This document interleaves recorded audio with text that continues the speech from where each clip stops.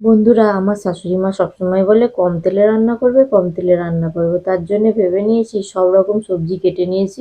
এরপর আমি আলুটিকে ভেজে নিচ্ছি, সামান্য লবণ আর হলুদ দিয়ে দিচ্ছি। দিয়ে ভাজা হয়ে গেছে, এবার আমি কড়া থেকে নামিয়ে নেব। আলু তো ভাজা কমপ্লিট, এবার বাকি সবজিগুলো ভেজে নেওয়া যাক। প্রথমেই আমি ফুলকপি ভেজে নেব হালকা নাড়াচাড়া করে।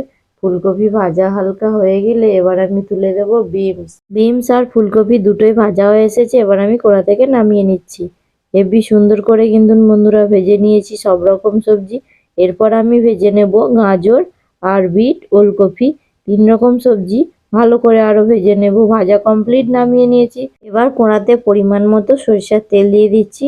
এলাচ, লবঙ্গ, দালচিনি, গোলমরিচ, তেজপাতা, শুকনো লঙ্কা, জিরে ফোড়নটা দিয়ে দিয়েছি। এবার আমি পেঁয়াজ দিয়ে দিচ্ছি। পেঁয়াজকে একদম রাঙিয়ে হালকা ভেজে নেব।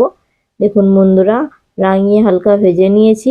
এরপর আমি ক্যাপসিকাম দিয়ে দেব, দিয়ে হালকা নাড়াচাড়া করে নিচ্ছি। হালকা নাড়াচাড়া হয়ে গিয়েছে, আদা রসুনের পেস্ট পরিমাণ মতো দিয়ে মশলাটা ভালো করে কষে নেব। মশলাটা হালকা কষা হয়ে গিয়েছে, এবার চিকেনটি দিয়ে দিয়েছি কড়াতে। নাড়াচাড়া করব কিছুক্ষণ। দিয়ে দিচ্ছি মশলাপাতি। প্রথমে হলুদ গুঁড়ো দিয়ে দিয়েছি, লঙ্কা গুঁড়ো দিয়ে দিয়েছি, এরপর ধনে গুঁড়ো, তারপরে দিয়ে দিচ্ছি গরম মশলা। দিয়ে হালকা নাড়াচাড়া করে বেশ কিছুক্ষণ কষতে থাকবো। টমেটো দিয়ে কিছুক্ষণের জন্য ঢেকে দিয়েছি। এরপর দেখুন বন্ধুরা, চিকেনটি পুরোপুরি কষানো হয়ে গেছে। এবার আমি ভেজে রাখা সবজি আলু দিয়ে আবারও কিছুটা কষাবো মাংসটিকে। এবার দিয়ে দিচ্ছি পরিমাণ মতো জল।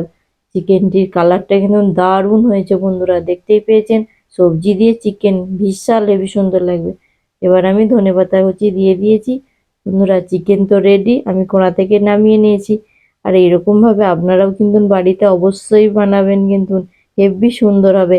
একবার খেয়ে দেখবেন, আমাকে তারপরে কিন্তু বলতে পারবেন না যে খারাপ হয়েছে। এইভাবেই কিন্তু বানাবেন। তো বন্ধুরা, আজকের মতন এই ভিডিওটি এখানে শেষ করছি। টাটা।